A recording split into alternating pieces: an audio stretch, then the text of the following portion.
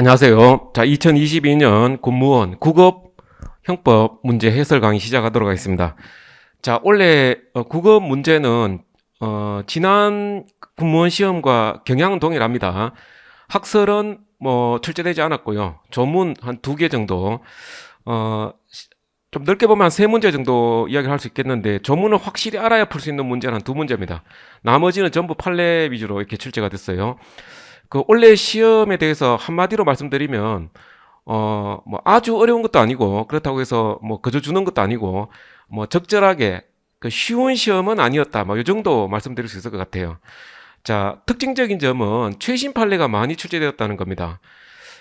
그 기존의 기출 문제에서 다루지 않은 최신 판례 이런 것들이 많이 나와 있기 때문에, 만약에 기출 문제 중심으로 준비하셨던 분들은 굉장히 어려웠을 수도 있어요.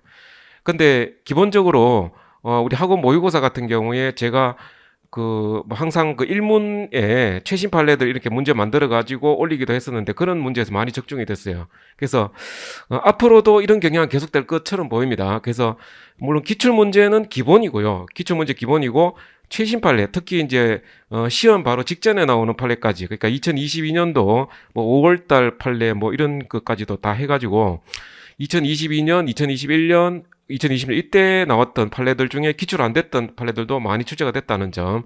그리고 쉬운 문제는 아주 쉬운데요. 이 난이도 높은 문제가 조금 수준이 높았기 때문에 조금 그런 부분에 대해서 어려움을 겪을 수도 있겠다, 이런 생각이 듭니다. 그래서 아주 쉬운 시험은 아니었어요.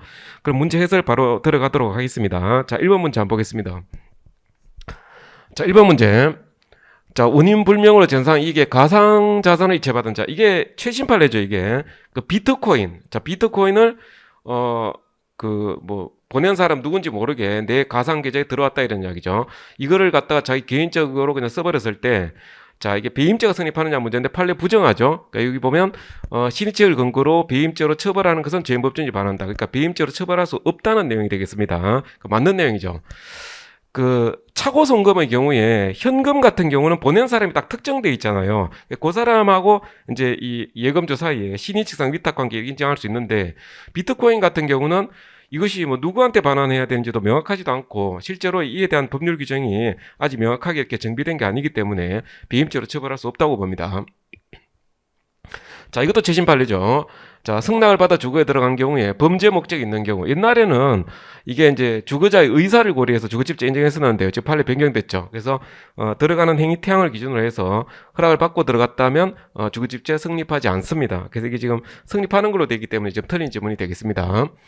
자, 그 다음에 문신 시술 관련해서 이게 이제 문신사들 있잖아요. 그 문신사들이 그 문신 시술하는 게 의사 이런 자격 없는 사람이 시술하는 것이 의료법 위반이 되느냐 관련해서 우리 판례가 된다는 입장이죠. 그래서 이게 지금 이렇게 시술하는 것이 의료법 위반죄에 해당하지 않는다니까 틀린 겁니다. 자, 뉴스 같은 데 보시면 이게 사실 문신사들이 이에 대해서 막 이렇게 시위도 하고 했던 게 실제 뉴스에도 보도도 됐죠. 현실적으로 이제 의사들이 문신 시술하는 게 아니고, 의사가 이런 그 기술을 가지고 있는 사람을 자기 병원에 이렇게 그 자리를 마련해가지고 문신 시술하는 이런 경우가 많기 때문에, 현실하고 이제 판례하고 좀 이렇게 충돌하는 이런 부분이기도 합니다. 이게 그래서 최신 판례니까 나왔다고 볼 수 있고요. 그 다음에 자, 이것도 최신 판례입니다. 전원합의체 판결에 의해서 판례가 변경됐던 거죠. 자, 이게 뭐냐 하면 군인들 상호 간에 이런 성적인 행위에 관련해서 이 군대 바깥에서 이루어졌다는 거죠. 군대 안에서 이루어진 게 아니라 바깥에 나가가지고 휴가를 받는다든지 해서 외부에서 어떤 밀폐된 공간에 가서 이런 성행위를 했을 때 이게 군형법 적용되느냐, 적용되지 않는다는 거죠. 강제추행죄, 이 군형법 위반한 것이다니까 틀린 제문입니다. 그래서 이게 과거에는 부대 안에 있던 바깥이든 이런 거 안 가렸었는데, 지금은요, 군 부대 안에서 물론 이런 성행위를 했을 때는 당연히 처벌 규정이 있습니다만, 바깥에서 실제로 군 생활과는 아무 무관하게 합의하에서 어떤 이런 행위를 했을 때는 군형법이 적용되지 않는다는 전원합체 판결입니다. 이 최신 판례죠. 자, 넘어갑니다. 자, 이건 조문 문헌 문제예요. 재판이 확정된 다음에 법률이 변경되어 범죄를 구성하지 않은 경우에 집행 면제로 돼 있죠. 집행 면제. 자, 이거는 이제 감경하는 규정은 없어요. 자, 그건 우리가 확인하셔야 됩니다. 감경하는 규정 없고요. 대한민국 영역 외에 있는 대한민국 선박 항공기, 요거 기국주의라 그러죠. 여기에서 범죄 범했을 때 한국형법을 정할 수 있습니다. 이거 속지주의의 연장으로 봅니다. 속지주의 연장. 자, 그 다음에 이건 뭐 쉬운 거죠. 사문서에 관련된 범죄. 우리가 보호주의 관련해서는 사문서에 관련된 범죄는 보호주의 적용 대상이 안 되죠. 그래서 한국형법에 따라서 처벌할 수 없습니다. 자, 이건 뭐 전형적으로 많이 취재되는 판례고요. 자, 그 다음에 형법 총칙은 그 법령에 특별한 규정이 없으면 다른 법령에 정한 죄 적용한다. 이거 형법 조문입니다. 이거 뭐 크게 뭐 중요한 조문 아니고요. 가볍게 볼 수 있는 내용입니다.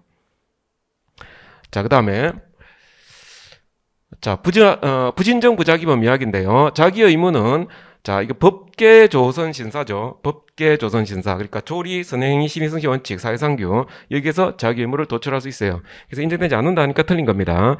법계 조선 신사 이렇게 외워두시고 계약을 이제 법률 행위로 이렇게 표현할 수 있다라는 겁니다. 자, 그 다음에 자기 의무가 이행되지 않으면 구수요건적 결과 발생의 위험이 구체화된 상황에서 자, 이 부작위로 나가게 되면 부작위범의 실행에 착수가 인정이 됩니다. 그래서 우리가 보통 학설에서는 보호법익에 대한 위험 정대 기준이라 그래요. 보호법익에 대한 위험 정대 기준. 최근에 업무상 비임죄 부작위로 실현할 때 부작위범의 실행 착수 시기 관련해서 이런 판례가 있었어요. 자, 이거 맞는 지문이 되겠습니다.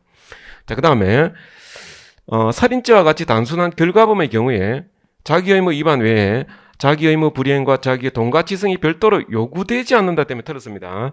자, 우리가 부진정 부작위범의 성립 요건은 행위정령의 동가치성이라는 게 있죠. 행위정령의 동가치성.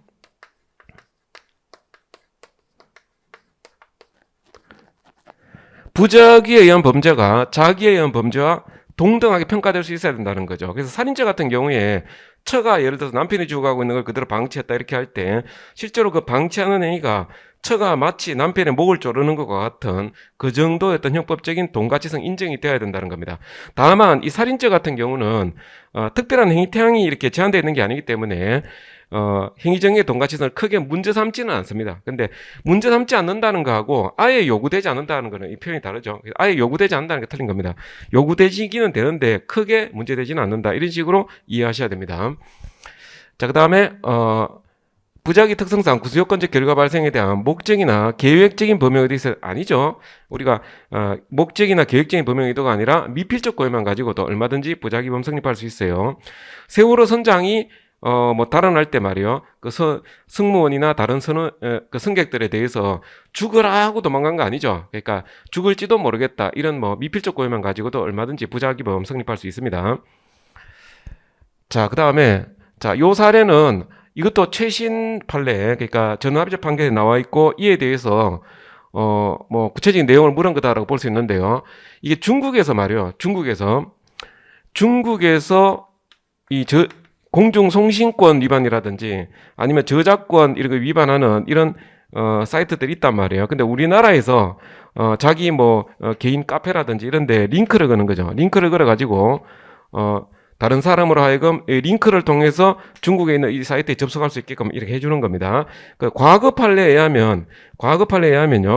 중국에서 이 저작권 위반이라든지 공중송신권 위반 이와 관련해서 링크를 건 것만 가지고는 방조범이 성립하지 않는다 그랬어요. 옛날에는. 근데 지금 이제 변경된 판례에는 다 방조범 안 되는 게 아니라 그중 일부 말이죠. 일부 이게 뭐 계속적으로 유료로 이렇게 이용하고 말이죠. 일반인들이 쉽게 이렇게 중국 사이트로 접근할 수 있도록 이렇게 해줬다면 이 정범에 대한 방조범 성립할 여지도 있다라는 걸 인정하는 거죠. 그러니까 무조건 방조된다는 것도 아니고 무조건 안 된다는 것도 아니고요. 이렇게 계속적으로 유료로 이렇게 상업적으로 이용을 해가지고 쉽게 접근할 수 있도록 한다면 방조범 성립할 여지도 있다라는 걸 전원합의적 판결에서 인정하고 있는 겁니다. 자, 범죄 실현에 도움이 되는 일체 행위가 방조가 되는 것이 아니라 정범의 범죄 실현과 밀접한 관련이 있어야 됩니다. 이게 방조범 성립 요건인데요. 자, 요 지문은 나중에 그 25번 문제하고도 같이 연결이 됩니다. 방조범 관련해서. 그러니까 정범과 밀접한 관련이 있어야 된다는 거고요. 그 다음에 자, 정범으로 하여금 구체적 위험을 실현시키거나 범죄 결과를 발생시킬 기회를 뭐 더 이렇게 쉽게 해주는 거죠. 범죄 실현에 현실적인 기여를 했다면 이제 방조범의 성립이 가능하다는 이야기고요. 이것도 뭐 당연한 이야기가 됩니다. 사실 요 두 개 지문은 25번 문제와 조금 연결이 되는 그런 지문이라고 할 수도 있어요. 그래서 자, 일반인이 개별적으로 선택한 시간과 장소에서 침해 게시물에 쉽게 접근할 수 있도록 하는 정도의 링크 행위라는 경우에 자, 공중성시권 침해. 이게 지금 링크를 걸어가지고 일반인들이 쉽게 접근할 수 있도록 했다. 이런 이야기죠. 이런 경우에 방조범 성립이 가능하다라고 보는 겁니다. 이거 맞는 지문이에요. 자, 그 다음에, 자, 링크 행위만으로 방조에 해당하지 않는다는 판례가 유업행위 중간에 있었다면 자신의 이가 처벌되지 않는 것으로 믿은 데 대한 정당한 이유가 있다고 할 수 있어? 땡! 요게 틀린 겁니다. 자, 뭔 이야기냐 하면 예전에는 방조범이 안 된다고 했잖아요. 방조범 안 된다고 했고 지금 방조범이 된다 해가지고 지금 형사처벌 받게 생겼어요. 근데 이제 갑이란 사람이, 이제 나는 옛날에 판례를 보니까 방조범 안 된다는 판례 있었잖냐라는 거죠. 근데 우리 대본에서 뭐라고 해놨냐면 과거에 이렇게 일시적으로 방조범이 안 된다는 이런 판례가 있었다는 이유만으로 나의 행위가 정당화된다고 믿은 데 대해서 정당한 이유가 인정 안 된다고 보는 겁니다. 즉, 이 사람의 범죄를 인정할 수 있다는 거예요. 자, 율성의 착오에 정당한 이유가 있으면 무죄가 되지 않습니까? 그런데 우리 판례는 과거에 이런 판례가 이런 일시적으로 그 방조범 안 되는 이런 판례가 있었다 하더라도 그것만 갖고 이거 정당화될 수 없다는 거예요. 그러니까 이게 책임이 조각되지 않는다는 겁니다. 판례는 자꾸 바뀔 수 있잖아요. 그죠? 과거에 판례가 뭐 처벌되지 않는다 이런 판례가 있었다 하더라도 그것만 무조건 믿을 수는 없는 노릇입니다. 그래서 이 판례에서 실제로 이제 이게 그 방조범이 인정되었다는 것만 알고 있으면 이거 풀 수 있는 문제예요. 그래서 과거에 이런 범죄에 해당하지 않는다는 이런 판례가 있었다 하더라도 그걸 믿은 데 대한 정당한 이유가 인정될 수 없다. 따라서 유법성 착오가 정당한 이유가 없다면 책임 조각 안 되죠. 그래서 실제 처벌되었던 사건입니다. 사실 4번 지문 좀 어렵더라도 3번 1, 2, 3이 확실하기 때문에요. 이 4번으로 틀린 지문을 갈 수도 있어요. 자, 그 다음에 동시역기합범이란 판결이 확정되지 아니한 수기의 죄. 뭐 당연히 주는 지문이고요. 그 다음에 판결이 확정된 자, 이거 이제 처벌 규정이네요. 자, 동시역기합범의 경우에 각 죄의 정한형이 무기징역, 무기금고 이렇게 되게 되면 흡수주의죠.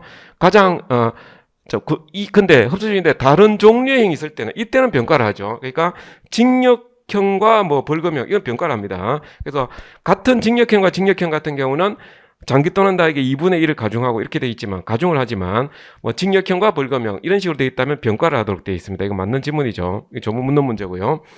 그 다음에 아직 판결을 받지 않은 죄가 이미 판결이 확정된 죄와 동시에 판결할 수 없었던 경우는 사후직계합범 안 되죠. 예, 된다 하니까 틀린 겁니다.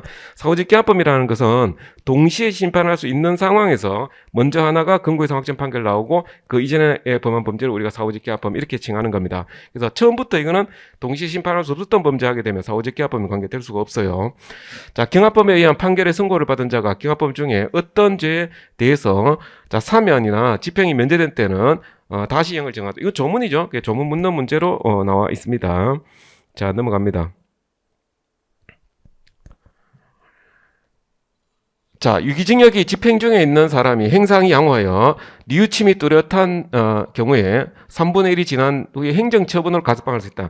자, 가석방에 관한 규정이 개정이 됐어요. 최근에 개정이 된 부분이 이제 뉘우침이 뚜렷한 거 이런 거 하고 그 다음에 여기 실효 규정 있죠. 요 4번 지문이 사실 이제 실효 규정으로 개정된 법률인데 요 개정 법률이 지금 답으로 출제가 된 거예요. 그러니까 일단 여기 가석방 요건 받으시고 요 행정처분을 사법처분으로 바꾸면 틀리죠. 그런 것들이 막 많이 나왔었습니다. 과거에 행정처분은 많습니다.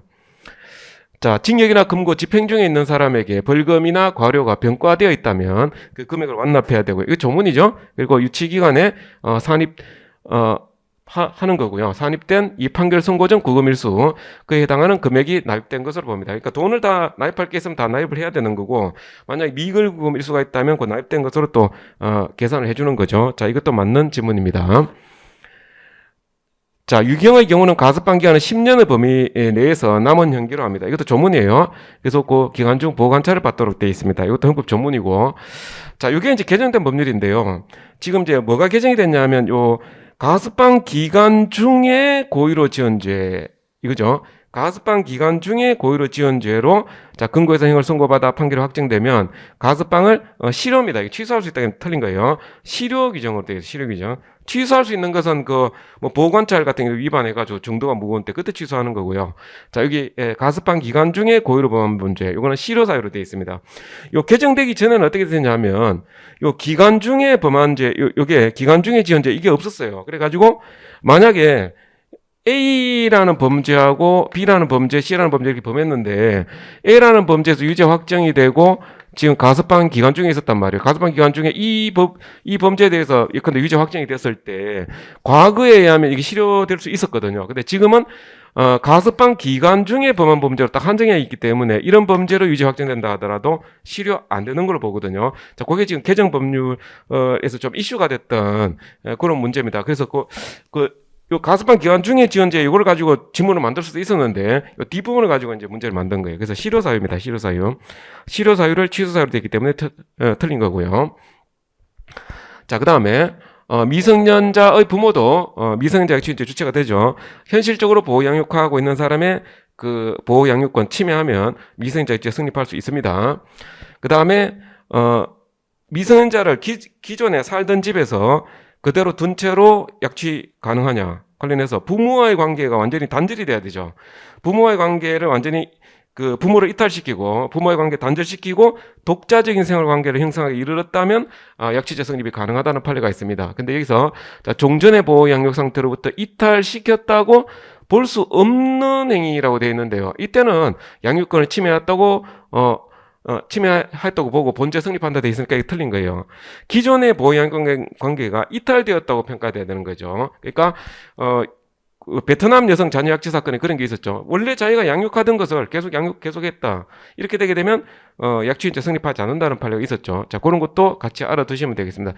이탈시켰다고 볼 수 없는 행위라도 이 본죄 성립한다 했기 때문에 틀린 거예요. 자, 그다음 요거 또 최신 판례입니다. 프랑스에 있는 어머니, 그 다음에 한국에 있는 아버지, 프랑스에 있는 아이를 이제 면접 교섭권 행사해가지고 한국을 데리고 온 거죠. 데리고 와가지고 면접 교섭 기간 끝나면 다시 돌려보내줘야 되는데, 이게 잠적해버린 겁니다. 이런 경우에, 미성년자 약취죄 성립을 인정했던 판례가 있습니다. 자, 그다음에 본죄는 계속범으로 기수 이후에도 법익 침해가 계속되는 한, 범죄는 종료되지 않는다. 그래서 이거 약취죄는 계속범에 해당한다는 내용이 되어 있고요. 맞는 지문이 되겠습니다. 자, 업무방해죄 이야기인데요. 자, 사람이 사회생활 지휘기하에 계속해서 행하는 사무, 이게 업무의 기본 개념이죠. 업무상 과실치사상죄 업무나 업무방해죄 업무나 업무의 기본 개념에 해당하는 경우라고 할 수 있습니다. 자, 그 다음에 재산적 경제적 업무뿐만 아니라 비경제적 업무도 포함이 되고 보수 유무 불문합니다. 근데 공무는 안 되죠. 공무는 안 되고 보수 여부는 불문합니다. 그 다음에 사회생활상 용인되는 업무여야 되기 때문에 업무의 기초가 된 계약이나 행정 등이 적법할 필요가 없죠. 그러니까 우리가 포장마차 같은 거 이런 거 영업하는 거 이런 것도 다 업무에 해당이 된다고 볼 수 있고요. 그리고 사회 질서에 반하면 안 됩니다. 하지만 계약이나 행정행위가 반드시 적법해야 되는 것은 아니다라는 거죠. 그래서 틀린 거고요. 공무는 포함되지 않습니다. 이건 기본이죠. 이건 아주 쉬운 지문에 속하고. 자, 넘어가겠습니다.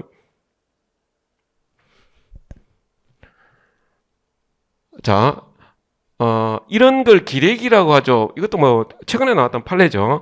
기자가 기사를 쓰는데 이것이 대기업체에 좀 유리하게끔 이렇게 써놓은 걸 갖다 비판하려고 그러니까 기자하고 쓰레기하고 합친 말을 이제 기레기 이렇게 이해를 한 거예요. 실제로 이게 모욕죄가 되느냐 이런 문제 관련해서 결론은 모욕죄가 부정이 됐죠. 모욕죄 유법성 조각 사유에 해당이 된다고 봤던 판례입니다. 자, 기레기란 기자인 피해자의 사회적 평가를 저하시킬 만한 추상적 판단이나 경멸적 감정을 표현한 모욕죄 표현에 해당한다. 자, 이거 범죄 성립한다는 뜻은 아니에요. 모욕적인 표현에는 해당이 될 수 있다는 거예요. 그러니까 범죄가 성립하려면 구수효과 해당성이 인정이 돼야 되고 유법성까지 인정이 돼야 되잖아요. 그러니까 유법성 조각사유가 인정돼 버리면은 무죄가 되는 건데, 자, 여기 1번 지문 같은 경우는 이제 구수요건 단계에서 적어도 쓰레기라고 하는 표현 아닙니까? 기자하고 쓰레기. 그러니까 이 정도는 어떤 모욕적인 표현은 된다는 거죠. 그럼 다만 이제 유법성이 조각될 수 있다고 보는 거예요. 그래서 자신의 의견을 밝히고 자신의 판단과 의견이 타당함을 강조하기 위해서 좀 모욕적 표현이 사용된 것이라면 모욕죄 구승요건에 해당하지 않는다는데 이거 틀렸어요. 구승요건에 해당하지 않는 게 아니라 이런 경우에 유법성이 조각될 수 있다라는 판례입니다. 이런 게 조금 까다롭죠. 이런 게 조금 까다로울 수 있습니다. 그래서 이런 문제가 조금 난이도가 있다고 볼 수 있어요. 자, 그 다음에 기레기라는 표현이 기자 및 기사 행태를 비판하기 위해서 한 거단 말이에요. 이러니까 유법성이 조각된다. 이게 맞죠? 그러니까 이게 맞으니까 이제 2번이 틀린 지문이 된다고 볼 수 있습니다. 자, 그리고 독자들의 의견을 자유롭게 펼칠 수 있도록 네티즌 댓글 이렇게 마련되어 있다는 것은 우리가 건전한 비판은 가능하다는 이야기 아니겠습니까? 자, 그런 차원에서 모욕죄 성립을 좀 제한하는 근거가 될 수 있다는 겁니다.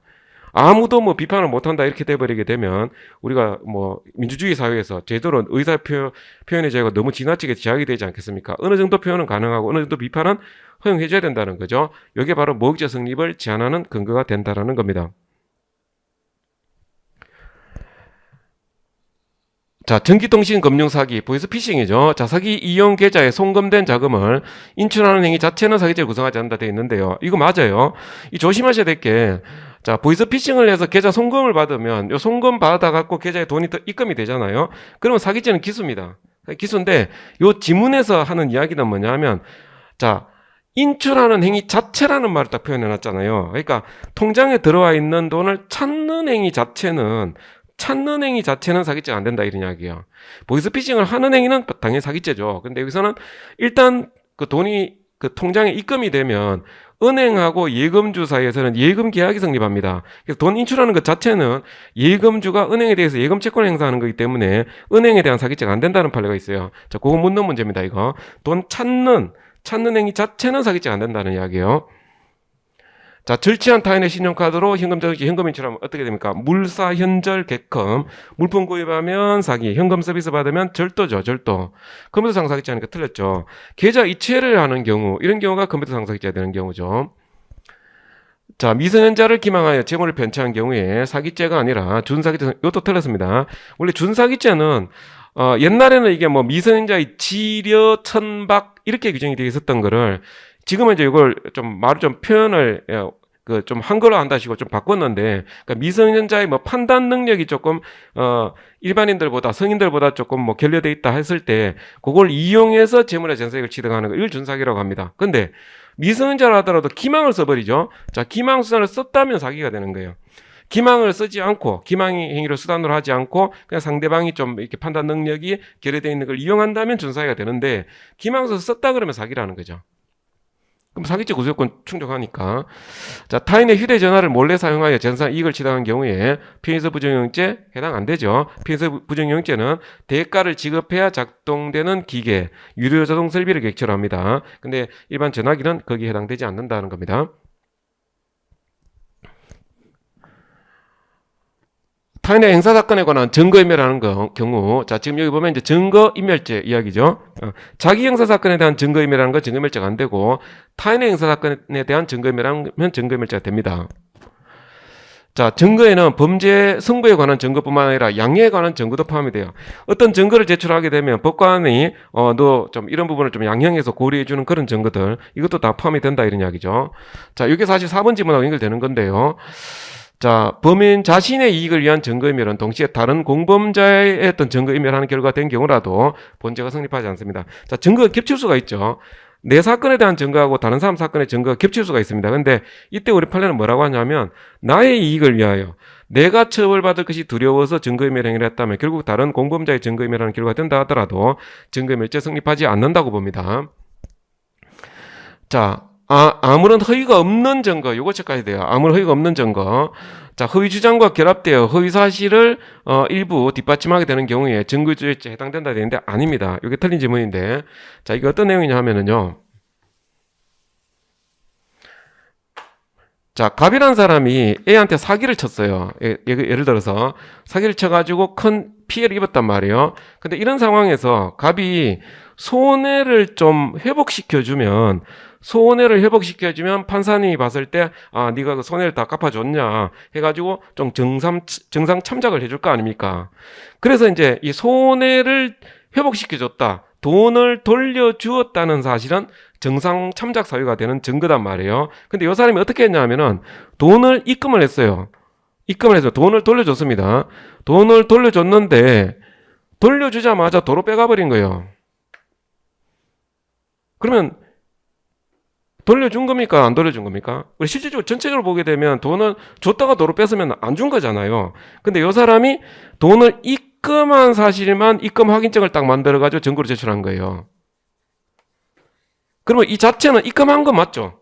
갑이 A에 대해 통장에 돈을 입금한 건 맞단 말이에요. 하지만 이 사람이 주장하는 것은 내가 손해를 다 회복시켜 줬습니다라고 주장하고 있는데 그건 거짓이죠. 왜냐하면 줬다고 도로 뺏어갔기 때문에 이건 회복시켜 준 게 아니잖아요. 그러니까 자기는 다 회복시켰다고 주장을 하니까 이제 허위 사실을 주장하는 셈이 되는데, 근데 이게 증거 자체는 허위가 없는 거죠. 왜냐하면 입금한 사실이 있으니까. 그러니까 이런 경우에 입금한 사실 이 자체는 현실적으로 존재하는 사실이기 때문에 증거유죄가 안 된다고 봅니다. 그래서 이거는 그 판례에 따라 가지고 증거유죄 성립하지 않는다 이렇게 해주셔야 됩니다. 그래서 이게 틀린 지문이 되겠습니다.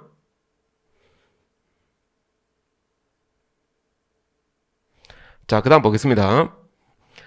자, 공무집행 방해죄에서 직무를 집행하는 이란 공무원이 직무 수행에 직접 필요한 행위를 현실적으로 행하고 있는 때 한정된다. 아니죠.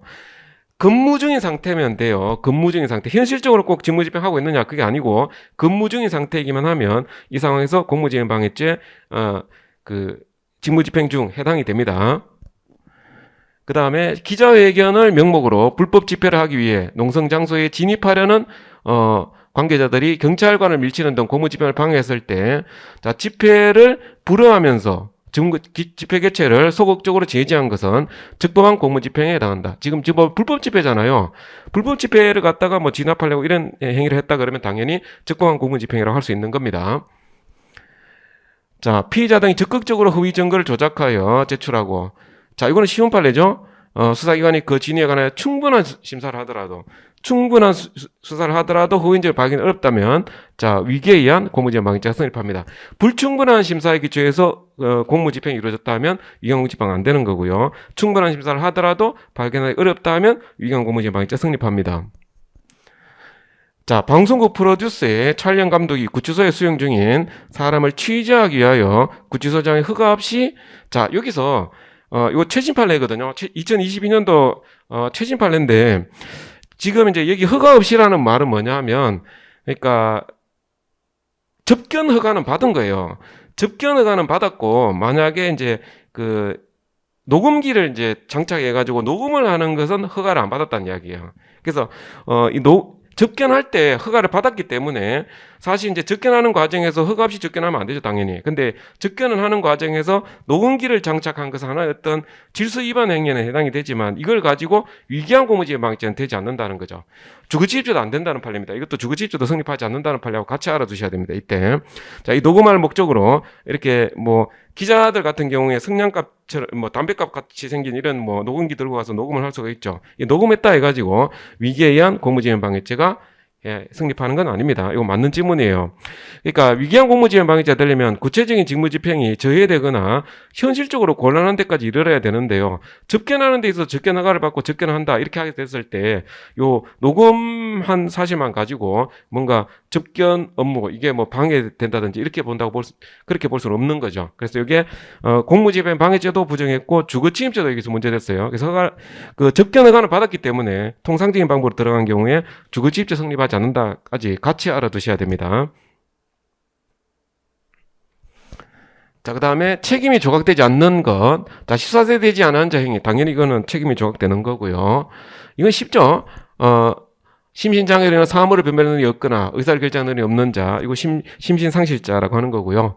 그 다음에 자, 듣거나 말하는 어느 하나의 장애가 있는 사람. 이건 아니죠. 우리가 과거에 농아자라고 부르던 건 그 청각 기능과 발음 기능에 다 장애가 있어야 됩니다. 한쪽에만 장애가 있는 경우는 이 감경사가 될 수가 없어요. 자, 친족의 생명, 신체에 대한 위해를 방할 방법 없는 협박에 의해서 강요되는 이게 책임조각 사유죠. 형법 12조에 규정이 있습니다. 자, 이건 쉬운 거고요. 자, 공무상 비밀 누설죄. 자, 여기서 이제 최신 판례가 조금 나와 있는 게 있습니다. 자, 구청에서 체납 차량 돼 있는데요. 공매 등의 업무를 담당하는 공무원이 지금 뭐 누설을 하는데 뭘 누설했냐 하면 경찰청 소속 차량이죠. 차량이 누구 소유냐, 소유 관계에 관한 걸 갖다가 이제 알려줬다는 거죠. 근데 이게 공무상 비밀 누설죄는 공무상 비밀 자체를 보호하려고 하는 게 아니라 이걸 누설함으로 말미암아 뭐 공무에 뭔가 저해가 생긴다든지 공무의 어떤 적정성 이런 걸 보호하기 위한 거거든요. 그러니까 경찰관들이 차를 몰고 다니는데 차 소유가 누구 소유인지는 공무하고 별 상관이 없는 거단 말이에요. 그러니까 이게 공무상 비밀누설죄가 성립하지 않는다는 판례입니다. 이거 과거에 한번 출제됐던 판례죠. 자, 이건 알고 계시고요. 자, 피고인이 유출한 이 사건 문건은 미국과의 자유무역협정 체결 협상에 있어서 자, 뭐 중요 쟁점에 대한 대응 방향 뭐 이런 거 있다면 이 알려지지 아니한 데 대한 어떤 이익이 있다고 봐야 됩니다. 그래서 공무상 비밀누설죄 성립할 수 있는 판례고요. 이건 뭐 크게 중요한 판례는 아닙니다. 간단하게 우리가 판단할 수 있는 거고. 그 다음에 자, 요게 또 최근에 나왔던 판례입니다. 판사가 뇌물을 받아 먹어갖고 말이죠. 이 법조 비리 사건이었어요. 그래서 이제 검사가, 구속영장을 청구를 한 거죠. 그러니까 영장 담당 판사가 있을 거 아닙니까? 영장을 담당한 판사가 지금 이제 피의자가 누구냐면 판사예요, 판사. 판사 비위를 가지고 지금 이제 수사를 하려고 하는 거거든요. 그러니까 이 판사가 지금 비위 사실이 문제되는 그 판사의 구속 영장 청구서, 거기 보면은 각종 비위 사실이 있을 거 아닙니까? 이 내용들을 법원행정처장, 뭐 다른 사람에게 알려졌다는 건데, 이 판사와 판사들끼리, 직무 수행하는 과정에서 말이죠. 전달한 것에 불과하다면, 이 공무상 비밀 누설죄 성립하지 않는다는 거죠. 왜냐하면, 법조 그 내부에서도 비위 판사들 같은 경우 징계를 해야 되고 말이죠. 그러니까 이게 뭔가 제3자 일반인에게 유출하는 게 아니라 직무와 관련해서 공무원들 내부적으로 이렇게 전달한 거 가지고 공무상 비밀 누설죄가 성립하는 거 아니다라고 보는 겁니다. 실제로 이제 정보를 전달받은 법원 행정처에서는 어떻게 됩니까? 당연히 법원에서도 뭐 징계 사유가 있는 이런 법관에 대해서 징계 절차를 추진해야 되지 않겠습니까? 그렇기 때문에 이게 공무상 비밀 누설죄 성립하지 않는다는 판례입니다. 이거 중요한 판례예요. 자, 그 다음에 경찰의 고위 간부가 특정 사건에 대한 수사가 계속 중인데, 뭐 수사 책임자의 판단 이런 거는 당연히 공무상 비밀이 되겠죠. 이걸 알려줘 버리게 되면 피의자가 경찰의 어떤 수사 방향 같은 걸 알고 제가 대처할 수 있게 되죠. 그래서 이 공무상 비밀 누설죄 성립하는 경우가 됩니다. 자, 피고인이 지금 중지미수에 해당하는 것은 돼 있는데요. 이거는 지금 준강간의 불능미수가 되는 경우죠. 상대방의 심시상의 한급불능 상태에 있다고 생각했는데 실제로는 그런 상태에 있지 않았다. 중강간 불능미수 되는 경우입니다. 중지미수 아니죠. 자, 이거 틀린 거고. 자, 공모하여 강간을 했다 하면 공범관계에서 중지미수가 되려면 자기 혼자 관도 가지고 안 됩니다. 다른 사람에게까지 어떻게든 다 중지시켜야 되거든요. 그래서 이게 중지미수 될 수가 없는 거고. 다음번에 만나 친해지면 응해줄 때 이 말 듣고 관둔 경우. 이거 성범죄에서 중지미수가 인정됐던 거의 유일한 판례입니다. 그죠? 그러니까 이거 아주 쉬운 문제라고 할 수 있습니다. 자, 타인의 재물을 공유하는 자가 공유자의 승낙을 받지 않고 공유 대지를 담보에 제공하고 가등기를 경로했다. 자, 가등기 경로하게 되면 이미 타인의 어떤 재물을 갖다 이미 처분했다고 볼 수 있거든요. 이미 다 기수가 달해버린 겁니다. 나중에 뭐 반성하는 마음으로 가등기를 말소했다. 이거는 흔히 우리가 뭐 남의 물건 훔쳐가 놓고 돌려주는 거랑 마찬가지죠. 그러니까 이미 범죄는 기수에 달했다고 봐야 됩니다. 그래서 중지미수 될 수가 없습니다. 자, 준강도죄. 자, 재물 탈환한 거, 체포 면탈이나 죄적이 멸점. 요즘 개정돼가지고 범죄 흔적을 인멸할 그런 걸로 이렇게 바뀌었죠. 표현은 바뀌어도 내용은 똑같습니다. 그러니까 틀린 지문을 볼 수 없고요. 그 외의 목적으로 폭행 협박하는 때는 범죄가 성립하지 않습니다. 중강도는 딱 체포면탈, 범죄 흔적을 인멸하는 거, 그 다음에 재물 탈환의 한가할 목적이라 됩니다. 만약에 강취할 목적 이렇게 되면 그건 강도가 돼버리죠. 그러니까 절도가 강도로 돌변하는 셈이 됩니다. 그러니까 중강도의 목적은 이런 목적으로 해야 되고, 자, 이번 지문 같은 경우는 이게 중강도 될 수가 없습니다. 왜냐하면 중강도는 절도의 착수가 인정돼야 돼요. 절도 착수. 절도가 없잖아요, 지금. 술값 달라 그러는데 뭐 술값 못 주겠다니 절도 아니죠. 절도 주체가 돼야 중강도로 갈 수 있는데 절도가 없기 때문에 중강도가 성립할 수가 없어요. 그 다음에 피해자 측이 계속 추격당하고 있는 경우라든지 일단 체포됐다 하더라도 아직 신병 확보가 확실하지 않다면 절도 행위가 완전히 종료됐다고 볼 수 없어요. 이런 경우에 만약에 체포 면탈하기 위해서 폭행 협박을 가했다, 달아나기 위해서 폭행 협박을 가했다, 그러면 절도의 기회에 폭행 협박 가한 걸로 봐서 중강도 성립이 가능합니다. 자, 절도 미수범이 체포를 면탈할 목적으로 폭행한 경우에, 자, 중강도는 절도가 미수인 단계에서 폭행 협박을 가하면 중강도도 미수 이렇게 되죠. 절취행위 기준설이라고 합니다. 이것도 뭐 기본적인 내용이고요. 자, 그 다음에 공범이 피고인의 수차례 피의자로 조사받을 때 자신이 범행을, 자, 여기서는 자신의 범행을 구성하는 요게 키워드가 돼요. 자신의 범행을 구성, 여기 키워드가 되고요. 허위 진술했을 때 범인 도피 그 자체가 성립하지 않는다 되어 있는데 요 문장 자체가 굉장히 타이트하게 지금 줄여놨어요. 그래서 저도 이게 맨 처음에 이렇게 줄여도 되나 싶은데 그 실제 내용은 어떤 내용이냐 하면 이런 내용입니다. 자, 채권자가 있고요. 채권자가 있고 이 채무자 갑이 있는데요. 요 사람이 자기 앞으로 있는 사업자 명의를 채권자가 강제 집행하려고 하니까 이쪽으로 이제 사업자 명의를 허위로 을한테 양도를 해버렸어요. 그래서 갑과 을 사이에 이제 이 채권자를 해하는 강제 집행 면탈죄, 강제 집행 면탈죄 공동정범 관계가 됐어요. 공동정범 관계가 됐다. 이 상태에서 을이 수사기관에 이제 불려가가지고 수사기관이 질문하는 거예요. 너 사업자 명의 허위로 양도받은 거 아니야? 이렇게 이제 질문하니까 을이 아니다. 나는 허위로 양도받은 게 아니다. 진실로 양도받은 거다. 이렇게 이제 대답을 한 거예요. 이렇게 대답한 것이 자, 사실은 자기도 지금 강제비면탈죄 범해놓은 거잖아요. 그러니까 자기 범죄가 있기 때문에 그 범죄를 숨기려고 지금 행위를 했다 이런 이야기예요.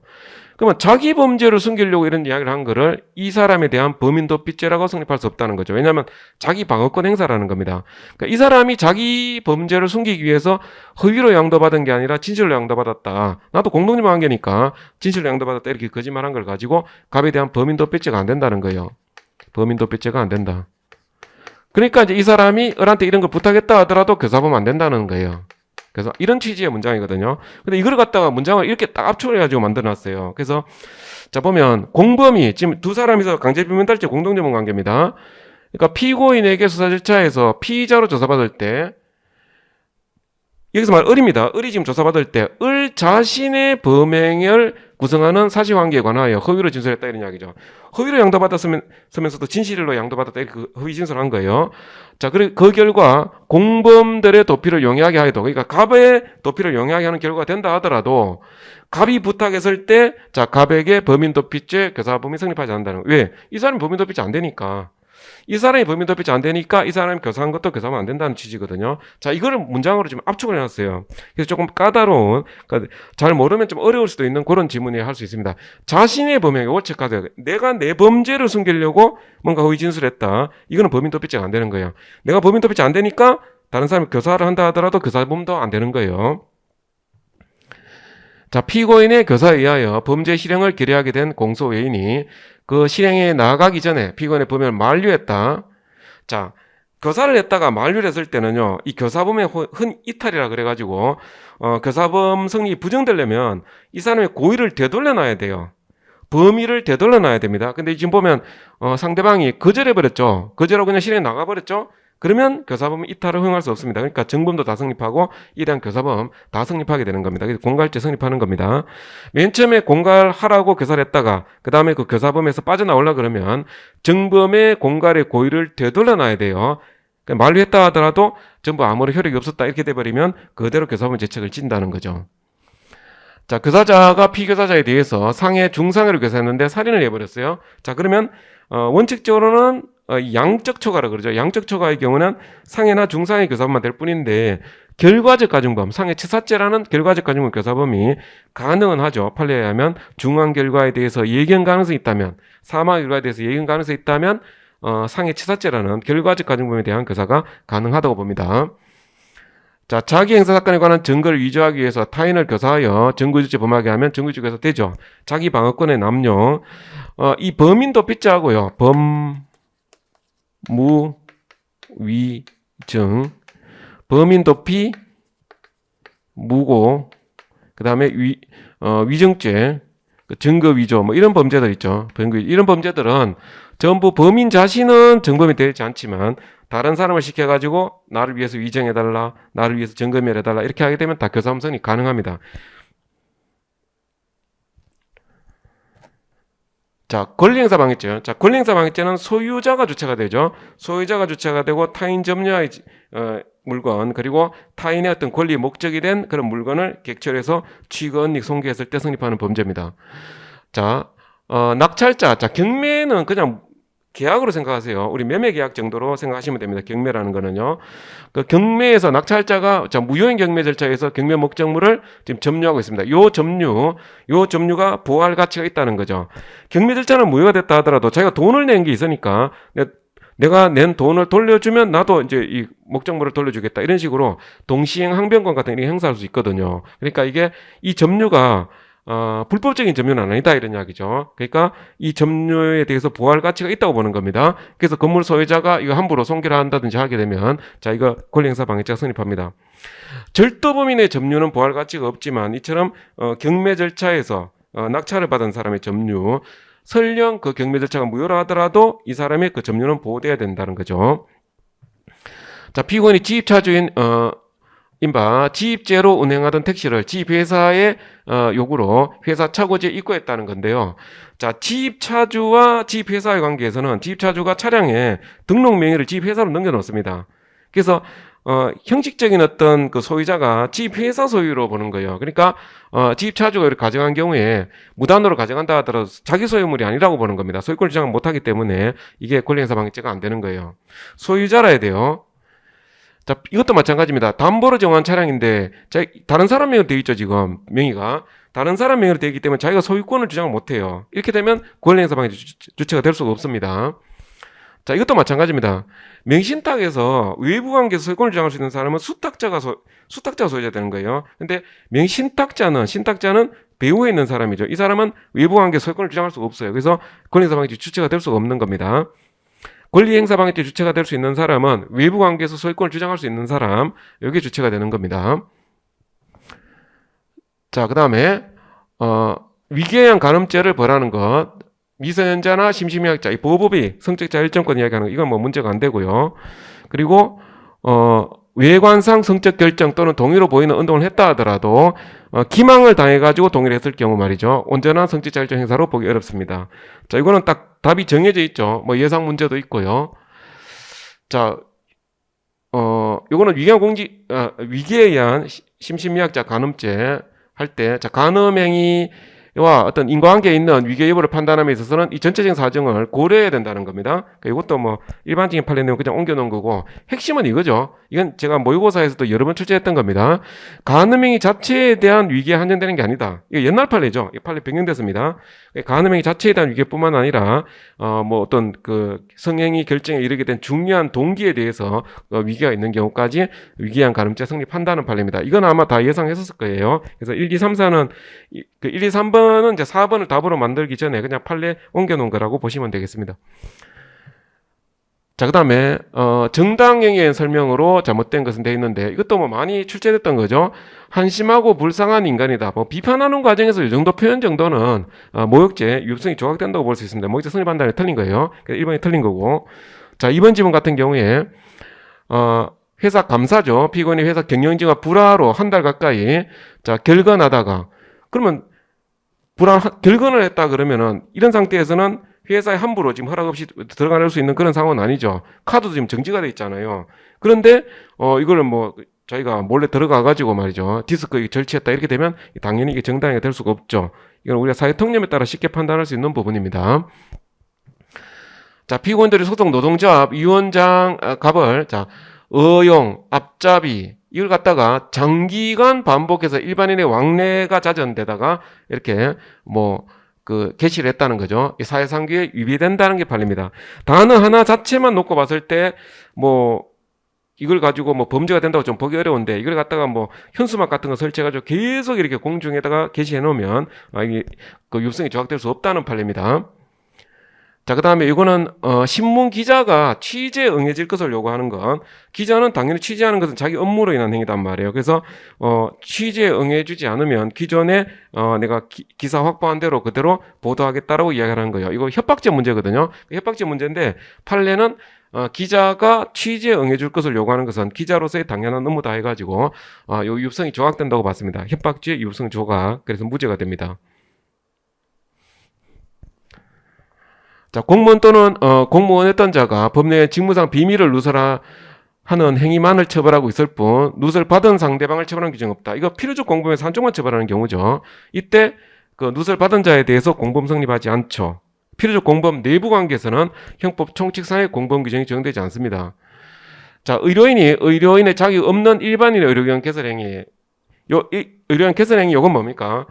소극적 신분이 문제되는 경우죠. 그러니까 의사 자격 없는 사람이 이런 의료기관 개설행위를 하면 의료법 위반이 됩니다. 자, 소극적 신분에서 신분 있는 자가 가담하면 신분 없는 자가 같이 공동지문 교사방조 다 성립하죠. 이때 자, 여기 가공하게 되면 같이 자, 의료기관 개설죄 공동지문 성립이 가능하다는 거죠. 소극적 신분에서 신분자가 비신분자에 가담할 때 같이 범죄가 성립한다는 취지입니다. 자, 포괄일죄 범행 도중에 공동지문을 가담한 자, 이거 승계적 공동지문이라 하죠. 그래서 가담 이후에 대해서만 공동지문 죄책을 집니다. 가담 이전 행위에 대해서는 제가 다 알고 있었다 하더라도 공동지문 죄책을 지지 않습니다. 자, 자기 자신을 무고하기로 제3자가 공모했다. 아까 이거 무고죄 이야기잖아요. 무고죄. 자기 자신은, 범인 자신은 정범적격이 없어요. 그러니까 다른 사람에 대해서 나를 무고하라고 교사방조를 할 수 있어도 정범적격이 없기 때문에 공동죄범은 될 수가 없어요. 공동죄에 해당한다는 게 틀린 겁니다. 피무고자 자신은 무고죄 정범적격이 없다. 자, 그 다음에 이거는 이제 배임죄 관련해서 최근에 많이 나왔던 판례죠. 자, 부동산 매도인이 계약금 중도금을 수령한 이후에 이중매매 한 경우는 이제 배임죄 성립할 수 있지만 이렇게 저당권 설정해주기로 약속했다가 저당권 설정해주지 않은 경우 이거 담보가치 유지해야 될 의무는 타인을 위한 사무가 아닌 걸로 봅니다. 그래서 배임죄 성립하지 않는 거죠. 그래서 이중저당의 경우와 마찬가지로 배임죄 성립이 부정된다. 자, 이중매매는 배임죄 성립하지만 이중저당은 배임죄 부정되는 거예요. 이거 보면 부동산 매도인이 계약금 중도금을 수령한 후 이중매매에 대해서도 이중저당의 경우와 마찬가지로 배임 성립 부정된다? 아니죠. 이중매매는 배임죄가 되고 이중저당은 배임죄 부정되는 겁니다. 자, 채무자가 제3자에 대한 저당권 설정으로 담보가치를 감소시킨 경우에 자, 배임죄 성립하지 않습니다. 맞죠? 이게 바로 이제 담보가치 유지의 의무를 타인을 위한 사무가 아니라 자기 사무로 보는 거죠. 자, 채무자 부동산에 관하여 양도담보 설정 계약을 체결. 이것도 마찬가지입니다. 양도담보 설정 계약 체결했다는 것은 결국 그 부동산이 담보가 되는 거죠. 그래서 이걸 이제 다른 데 처분해버렸다 하더라도 배임죄 안 된다 이런 이야기도 똑같은 취지예요. 자, 채권자에 대한 저당권 설정 의무로 인해서 채권자 신인관계에 기초한 타인을 위한 사무 처리자로 볼 수 없다. 이거 다 배임죄 부정한다는 이야기죠. 그러니까 부동산 이중매매에서 소유권 이전 의무는 타인을 위한 사무지만 그렇지 않고 뭐 채권 채무 관계에서 담보를 제공해야 될 의무 이건 자기를 위한 사무로 봅니다. 그래서 자기를 위한 사무로 본다는 것은 민사상의 문제를 해결하겠다는 이야기죠. 자, 요 판례는 건설공사 현장에서 자기 대금을 못 받아가지고 건축자재를 쌓아놓은 거예요. 쌓아놨다면 부진정 부작위임을 성립하려면 자기범의 범죄와 동가치성 인정이 돼야 되거든요. 근데 이게 그냥 건축자재를 치우지 않고 쌓아둔 것만 가지고는 부작위범 성립하지 않는다. 이게 다른 데서 뭐 자재들 싣고 와가지고 그냥 버린 이런 거와 동일시할 수 없다 해서 요 업무방해죄가 부정되었던 사건입니다. 근데 이거는요 지금 1번이나 2번 지번 같은 경우 전부 자기 의무 인정해가지고 부작위범 성립할 수 있는 것처럼 돼 있거든요. 그래서 3번이 답입니다. 3번. 그러니까 여기 지금 기존에 갖고 와서 쌓은 것이 아니라 자신의 공사를 위해서 원래 이제 이용하던 자재단 말이에요. 그러니까 끝나고 나서 치우지 않은 것을 이걸 그냥 뭐 쓰레기 싣고 와가지고 버린 거 이거와 동일시할 수 없기 때문에 부작위범 성립하지 않는다는 판례입니다. 그래서 3번 지문이 판례 태도고요. 나머지 부작위범 성립한다는 취지로 되어 있던 건 다 틀린 걸로 이렇게 보시면 되겠습니다. 3번이 맞는 지문이에요. 자, 그 다음 명예훼손죄 관한 설명으로 잘못된 것은 자, 이거는 뭐 과거에 노무현 전 대통령 관련해서 이런 어떤 판단, 뭐 체제 전복과 헌법적 기본 질서를 뭐 부정했다, 뭐 이런 식으로 이야기했는데, 근데 비판하는 과정에서 이런 적시한 것을 가지고 주장한 경우에 이거는 사실 적시가 아니며 단지 의견 또는 평가에 불과하다. 그래서 명예훼손죄 부정했던 판례입니다. 한번 읽어보시면 되겠고요. 그 다음에 요거는 지금 특허 발명에 대해서 특허 심판원의 무효 심결이 확정이 된 게 아니에요. 그냥 심결이 내려지고 확정되기 전이라고 돼 있죠. 확정되기 전을 체크하시고 확정되기 전이라면 아직 무효라고 단정을 못하는 겁니다. 그래서 자기가 뭐 권리자다로 이렇게 이야기를 한다 하더라도 이것이 그 허위 사실을 이야기한 그런 인식이 있었다가 돼 있는데 있었다고 볼 수 없다고 해야 됩니다. 왜냐 아직 확정이 안 됐으니까. 허위라고 확정이 안 됐기 때문에 아직 허위라고 단정을 못하는 겁니다. 나름대로 자기 소신껏 자기 주장을 한 걸 가지고 허위 사실에 대한 인식이 있었다. 이를 보기는 어렵다는 겁니다. 아직 확정이 안 된 걸 전제로 해서 판단하시면 될 것 같아요. 자, 그 다음에 징계 업무 담당 직원인 피고인이 피해자에 대한 징계 절차 여부 사실을 게시판에 게시하면 뭐 누구든지 다 볼 수 있게 되죠. 근데 이걸 가지고 회사 내부의 원활하고 능률적인 운영에 도말하는 공고이익에 관한 것을 볼 수 없다라는 거죠. 이건 누구나 다 이렇게 볼 수 있다면 비방의 목적 이게 더 클 수가 있다 이런 이야기입니다. 회사 그 징계 권한을 갖고 있는 직원한테 이야기한 정도 가지고는 명예훼손죄 안 되지만 이처럼 이걸 갖다가 그 근무 현장에다가 이렇게 게시판에 게시하는 거 이거는 명예훼손죄 성립할 수도 있는 겁니다. 자, 상가 건물 관리회 회장이 이 관리회 결산 보고서를 하면서 전 관리 회장이 체납 관리를 이렇게 둘러싼 분쟁으로 자신 폭행해가지고 유죄 판결 받았다. 이런 내용들은 공공의 이익을 위한 걸로 봅니다. 그래서 유효성이 조각된다는 판례입니다. 자, 여기서 진실한 사실로서 공공의 이익을 위한 거라면 유효성이 조각된다는 판례 알고 있느냐 묻는 문제고요. 자, 그 다음 보겠습니다. 피고인이 사기 범행이 이용되라는 것을 알면서 자기 명의 계좌에 적금 매체 그러니까 카드 같은 거 이런 거 비밀번호를 양도한 경우에 자 사기죄에 대한 방조범 성립이 가능하죠. 방조범, 정범의 실행을 용이하게 하였다는 거죠. 자, 지금 이제 문제가 공범의 성립에 대한 설명으로 가장 잘못된 건 되어 있는데 이제 성립하지 않는 것은 이런 취지로 낸 거라고 볼 수 있어요. 자, 계주가 갯돈을 수령할 당시에 계금을 지급할 의사 능력이 없으면 뭐가 됩니까? 이거 사기죄가 가능하죠. 근데 이 사기죄에 대해서 이런 식으로 돈을 갖다가 독촉을 하고 자신을 수취하는 약속은 공전받기도 하고 이런 행위 했다면 이 사기죄에 대한 방조범 성립이 가능하다는 거죠. 자, 그 다음에 이게 조금 어려운데 이거 최근에 나왔던 판례거든요. 자, 공장의 생산 라인 현장을 점거 농성하고 있어요. 점거 농성하고 있는 노조원들이 있습니다. 근데 요 점거 농성하는 것 자체를 이렇게 지원하면은 그건 방조범 될 수 있어요. 근데 지금 여기서 뭘 하냐면 집회를 하는 거죠. 바깥에서 집회를 하고 그 다음에 그 금속 노조 공문이죠. 공문 이 종이를 이렇게 전달하는 겁니다. 바깥에서 집회를 하고 집회에 참여하고 공문 전달한 거 가지고는 현장을 점거한 거와는 밀접한 관련이 없다라고 보는 거예요. 그래서 이 방조범 부정했던 판례입니다. 점거 자체를 지원한 게 아니라 바깥에서 그냥 집회에 참여하고 종이를 이렇게 돌린 거예요. 요거 가지고는 점거 농성하는 행위를 용이하게 했다고 볼 수 없다. 밀접한 관련이 없다고 평가했습니다. 그래서 방조범 성립 범위를 좀 제한한 판례거든요. 그래서 이거 조금 어려운 문제라고 볼 수가 있어요. 그 다음에 정범이 공중송신권을 침해한다는 사정을 충분히 인식하면 이거 아까도 한번 나왔었던 거죠. 그러니까 중국에 그 사이트에 쉽게 접근할 수 있도록 한 경우에 자 방조범 성립이 가능하다고 봤죠. 이건 앞에서도 한번 나왔던 판례라고 할 수 있습니다. 자, 여기까지입니다. 자, 쉬운 문제는 아주 쉬운데 난이도 높은 문제가 최신 판례 위주로 조금 나온 게 있어요. 자, 지금까지 고생한 만큼 꼭 좋은 결과로 합격하시기를 바라겠습니다. 수고하셨습니다.